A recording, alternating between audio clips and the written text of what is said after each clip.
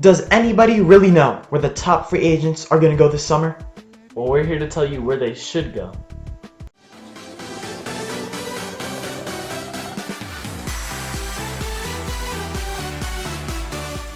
This is Into Sports. I'm Evan. And I'm Jake. And what we're going to do today, we're going to take the top 10 free agents and we're going to tell you what landing spots they should go to.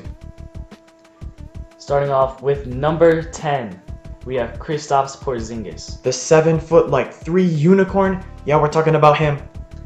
That torn ACL kept him out of last season, but we're going to see him play basketball again for the first time in a while. And I think the first shots he should take should be on the Dallas Mavericks. He just got traded there for DeAndre Jordan and Dennis Smith Jr. and some other cap fillers. And I think he should try to make it work with Luka Doncic. Yes, I also think that. Now the question to me is more of whether he should sign a max deal or a qualifying offer. If you're not familiar, the qualifying offer is like a 1-year deal, because right now he's a restricted free agent. He takes that 1 year, and then next summer he becomes an unrestricted free agent, so he can go wherever. But personally, I think he should just take the max. I think it's smart for both Dallas and Kristaps to sign the max. Dallas gets to keep him for 4 or 5 years. Kristaps, he gets all his money, all the money he wants. That financial security. And he gets to play basketball with a good up-and-coming team. Yeah, to me, whether you're debating to sign a qualifying offer or max, it depends on how much dysfunction is in an organization. Dallas is not dysfunctional. Exactly. They have great draft picks. Luka, I think they're on a successful way. I think they're going to be a team to fear coming up in the future. Absolutely. Let's move on to number 9. Tobias Harris. Another person that was traded. So, I'm going to say Brooklyn. You know, they have 2 max spots. It's a big market. They have a lot of young, nice pieces. And I think he can fit well with them. He can be one of the leaders of the team in a big market. I think he would get max dollars, and I think that's what he's looking for. I don't think Tobias Harris has to play in a big market. You know, he's played in Los Angeles, he's played in Philly, but I have him going to the Utah Jazz. Now, Brooklyn and Philadelphia are both interested in Tobias Harris, but Jazz is kind of the third option, and I think that's the best fit for him. They don't have a great power forward, but they do have Donovan Mitchell. They now went for Mike Conley. They're obviously looking to win now, and I think Tobias Harris helps that cause. I think that's a good landing spot for him. I think he'll get his minutes, get his touches. I think that's just a great location for him. As far as basketball fit, I like that a lot. And I think that is potentially a better basketball fit than Brooklyn. But I kind of have a hard time saying that you should play in a smaller market as opposed to a bigger market. This really depends on, does Tobias Harris want to win? Does he want to go for, the money and the leader, or not the money because he's getting max dollars, but being in the big market, potentially the endorsements. Yes, yeah, exactly. And be the leader of the team as opposing to be like third wheel to, Mitchell, Gobert, Conley, etc. Moving down to the number 8 free agent, it is the Milwaukee Bucks' Chris Middleton. And I have him staying with the Bucks. I think they had the best record in the NBA this year. They have most likely the MVP, Giannis, and Chris Middleton's the second option on that team. He's a big deal in that team. He averages around 20 points a game, and he was an all-star last year. I think he should continue that, maybe look to sign a long-term deal with Milwaukee, maybe a 4-year deal. I don't think he deserves the max, but I think Milwaukee should re-sign him for a long-term contract. I think it's pretty clear that Chris Middleton will and should re-sign. It seems like he has a home there. Coming off of his best season, he's been loyal to the Bucks brand, and they have a future. And I'm looking at the Bucks, a potential future dynasty. I agree. I'm not saying that they are the dynasty. I think that the Pelicans have a better shot of being a dynasty than them. But they have the pieces. They're at a young enough age that it could be multiple 5 years in the future. And I think the Bucks have a bright future. I agree. Moving down to number 7, you have the Golden State Warriors, Klay Thompson. Now, this is an interesting one. Klay Thompson, as we know, tore his ACL in the finals, NBA Finals against the Toronto Raptors. But I think he re-signs for the max with Golden State. Absolutely, I do. Just like Middleton, he's kind of the second fiddle to the main star. Obviously, Durant's a better player, had more of a role. but he's like one of those OG, if you want to say that, guys. And I think that's also his home. I think he's worthy of the max dollars.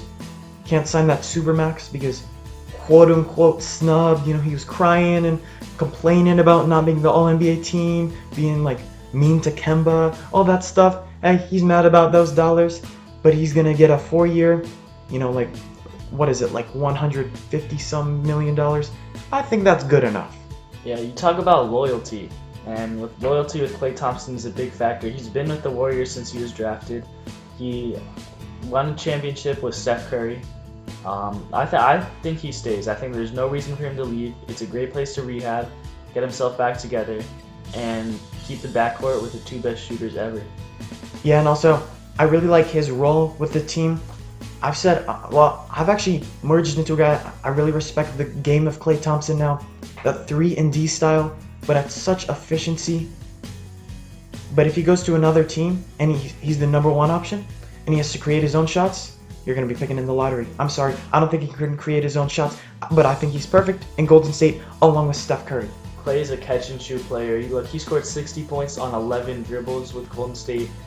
I think that system fits him well. I don't see him as a main star. I think playing alongside Curry and maybe other players like Draymond Green who can play make, I think that's a perfect situation for Klay. He's getting a lot of money. He's getting all the money he can spend. I think that's just a great situation for him right there. When he has to step outside of his box, he's also stepping outside of his quote-unquote bag. And we talk about shooters. Moving down to number 6, we have DeAngelo Russell. Right now, the Brooklyn Nets. He's a restricted free agent. What do you think? Now, I think I'm going to go with my first small market team, the Indiana Pacers. I know your favorite, and I think you might have them going in there as well. But Oladipo's going to be out until January, December, whatever. Darren Collison was their starting point guard. He could walk, you know, he's a free agent.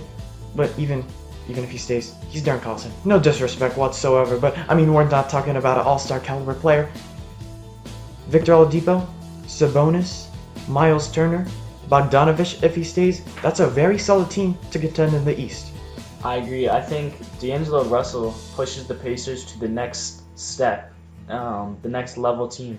You have now an all-star backcourt. You have one of the best defending players in the league, Miles Turner, who I believe got snubbed from the all-defensive team.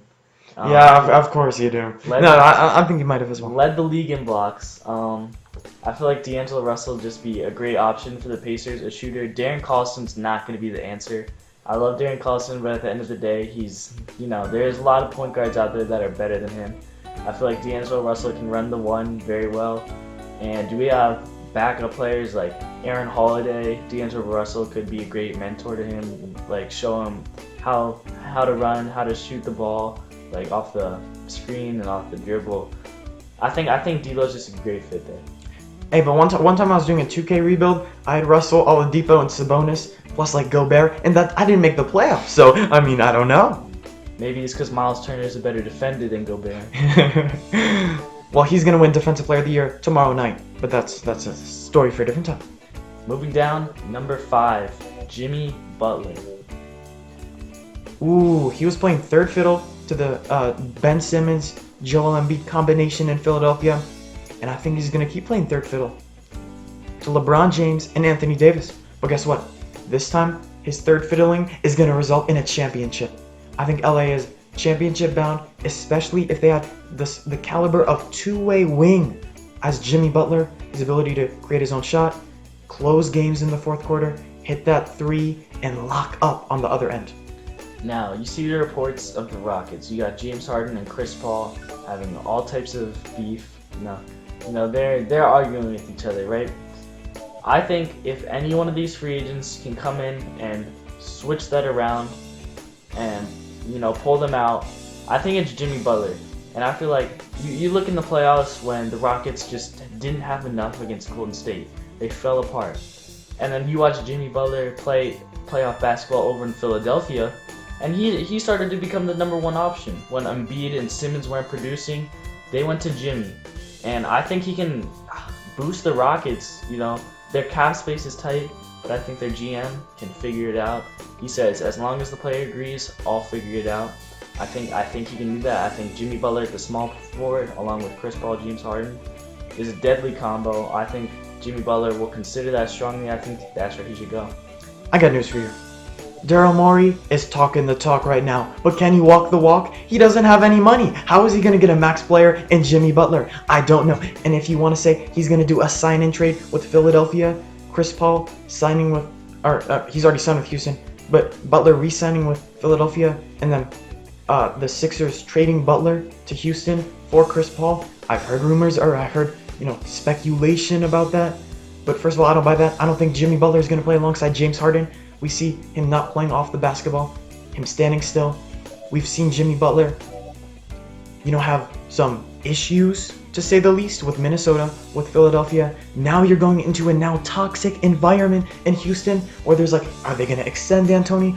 Is Chris Paul and James Harden, do they hate each other? Are they on commercials? They act really good, but do they play well on the court together? Do they like each other at all? I don't think so.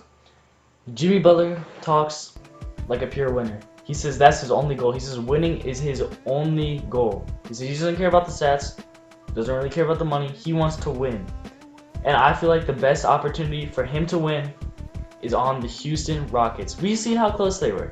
They took the Golden State Warriors to Game 7s. I mean, they were right there on the brink of a championship. And adding a player like Jimmy Butler, I don't think that can hurt you. I think Jimmy Butler is going to push you over the top, especially a team like the Rockets, and going to get you to the next level. Here's the question. Is he going to sign a mid-level exception for $886,000 a year? He will not sign the mid-level exception for $886,000. Then how will he join the Rockets? I trust Daryl Morey. I think he can figure it out. I mean, you saw how he did it with Chris Paul, but... So, you trust him, but you trust his magician skills to just make money appear out of nowhere? I trust him. They don't have any cap space. I don't think he can get there. Well, I mean, he's got a lot of players that he can move around, but moving down to number 4. This man's on the worst team for the past 7 years, a lottery team, Kemba Walker. He needs to escape Charlotte.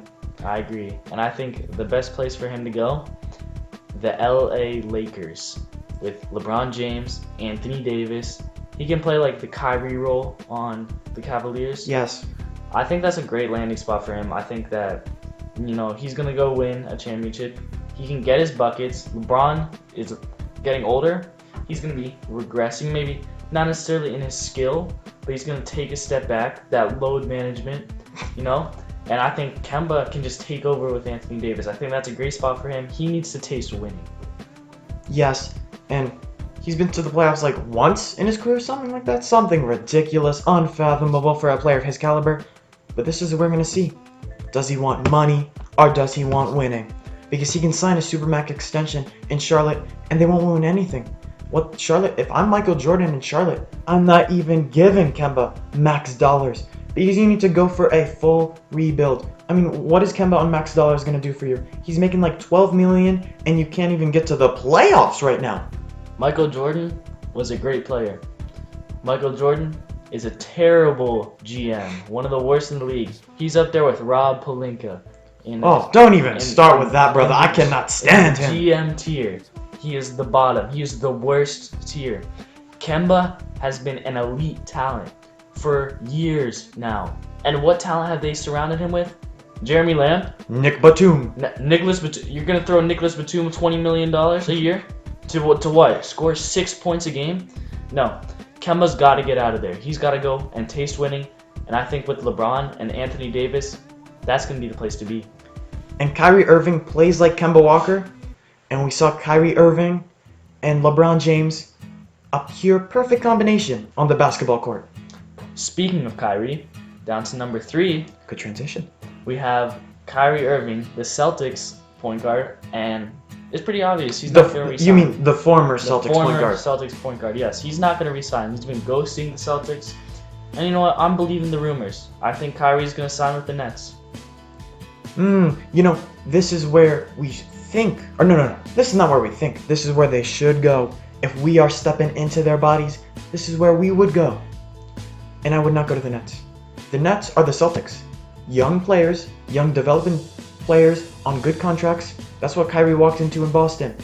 And did he not like them? Yeah, he did not have fun playing with younger players. He likes to play with experienced veterans that know winning, that are tough.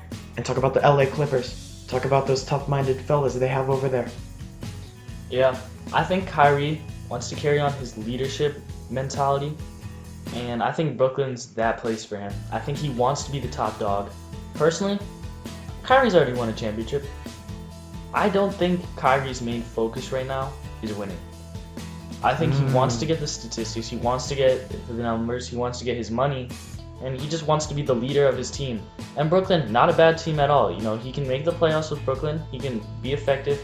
You're not going to beat the Lakers, you're not going to beat the Warriors, you're not going to beat probably Toronto, even Milwaukee with the Brooklyn Nets. But he'll be the leader, he'll get his money, he'll get his stats, and I think that's what he wants right now. You know what team he could be with and challenge the Toronto Raptors? The Los Angeles Clippers. You know what team he could have leadership with? The Los Angeles Clippers. He would still be the alpha dog. The difference is that Doc Rivers is a much more commanding coach than Kenny Atkinson. That the LA Clippers have more veteran guys as opposed to the Nets' younger guys. And I think that's the only differences between those two landing spots. Both have multiple max spots. Both are in desirable markets. But give me LA. I like the take. Coming down, number 2. We know who it is. The second best player, now actually third best player in my standings, Kevin Durant. Yeah, you know, this is a very tricky one for me because there's talks about him re-signing on a 5-year max deal with Golden State and then being traded after a year to New York. I mean, this is getting whack. There's Brooklyn, there's New York. But I guess I would say if I was him, I would go to New York. Listen, Kevin Durant, he's had championships. He's had success. What does he need now? He needs to show he's the alpha dog of a team. He can win with him being the main guy. He can have credit for winning a championship and being the finals MVP.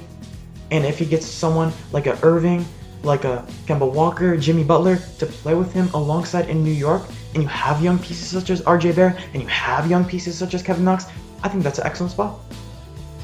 You know, you're hearing the talks that Brooklyn's skeptical about signing Kyrie because they're not sure if he's bringing Durant with him. You know, you've heard the talks that Kyrie wants to play with Durant. You know, they've been talking about it. You know, I'm buying that too. I think Kevin Durant goes to Brooklyn with Kyrie Irving. He takes his year, you know, he gets healthy, and he runs the East with Kyrie. I told you that Brooklyn, they weren't going to win with Kyrie, really. They weren't going to win a championship, but he was going to be the leader. I think he's the leader for 1 year. I think he gets his taste, he gets his leadership, he gets his money. And then I think Kevin Durant comes back. And I think that's when they run the East. That's when they go and contend. I think that's the best spot for Kevin Durant. He gets away from the Warriors. He doesn't want to play with the Warriors anymore.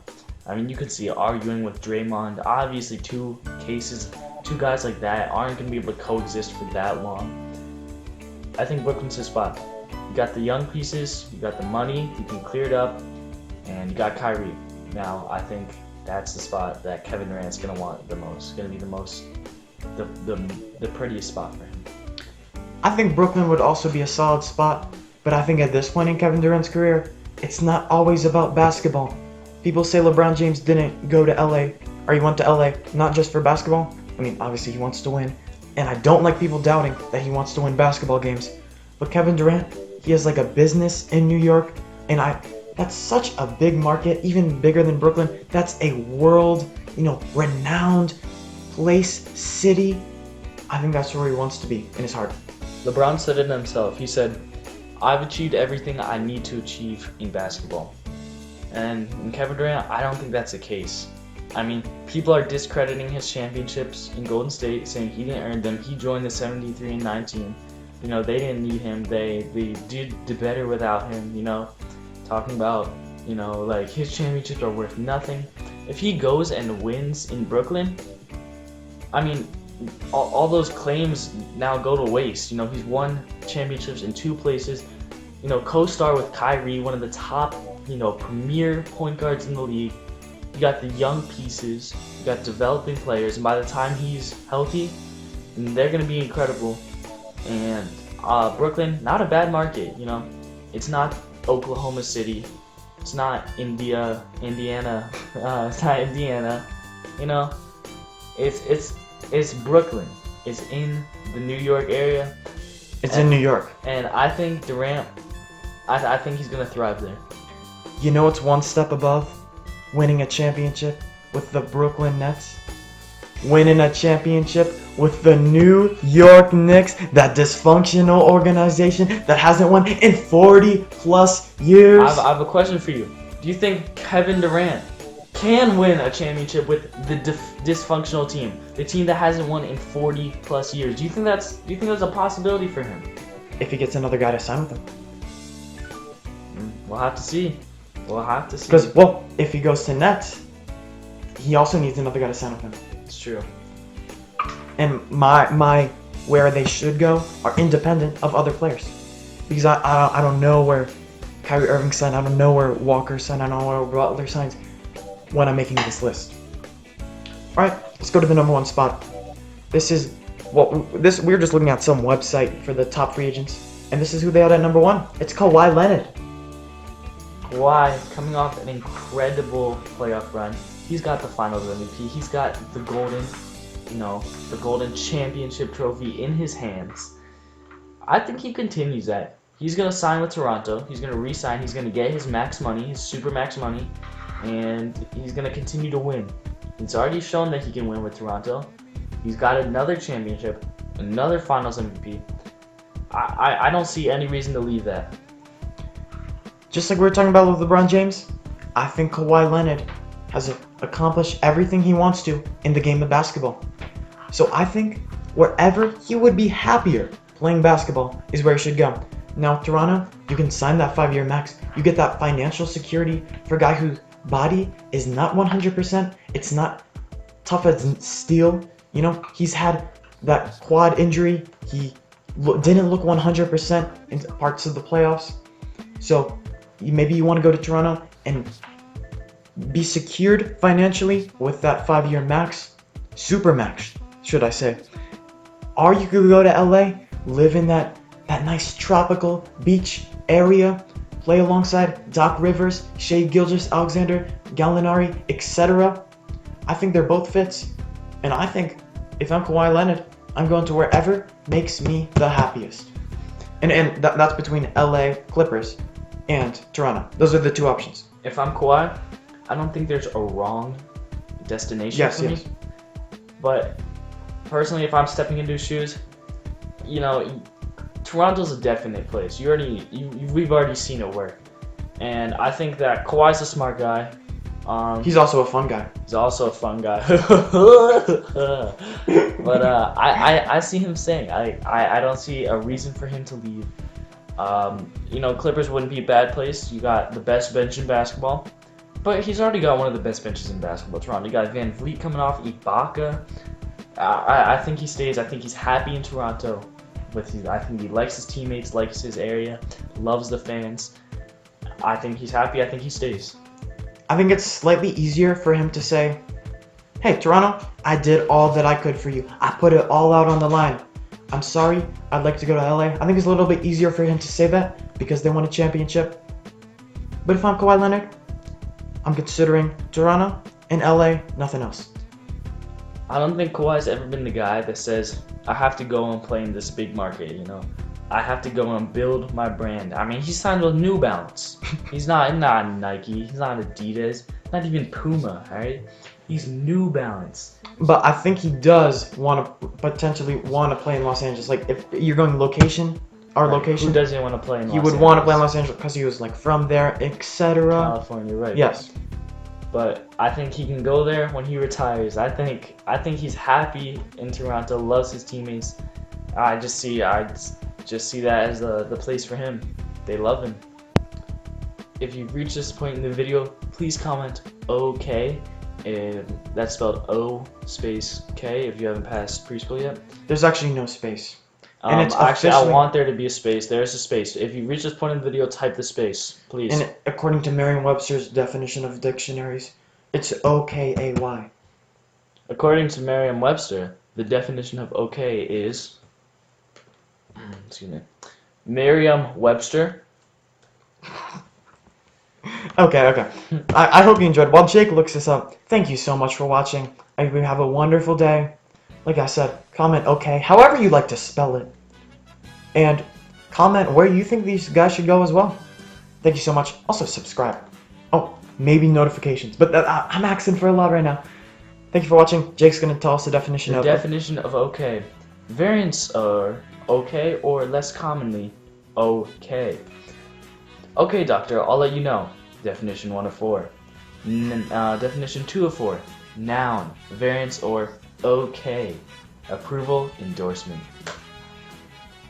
Okay, so now that we know what okay means, that's going to... Okay, I'm just going to wrap it up. Entry 4-4.